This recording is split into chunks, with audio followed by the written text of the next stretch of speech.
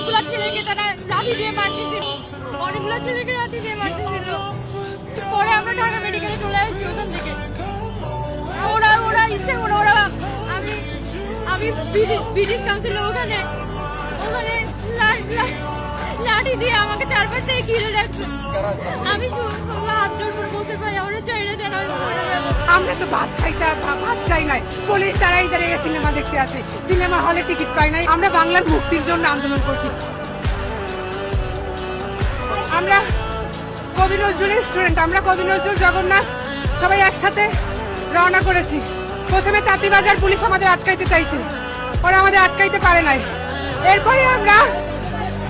এরপরে আমরা সিএসসিতে আসছি।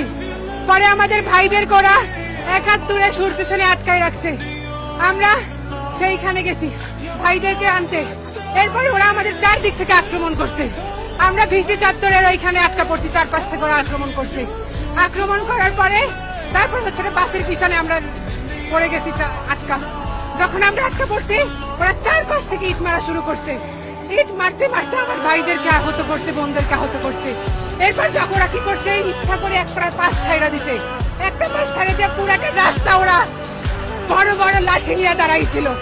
একজন যাইতেছিল আর একজন 101টা করে পিটাইতেছিল। ওরা কাউরে ছাড়ে না, একটা বোনকে পর্যন্ত ছাড়ে না। ওরা কাপুরুষ, ওরা পুরুষ হইয়া নারীর গায়ে হাত দিতে।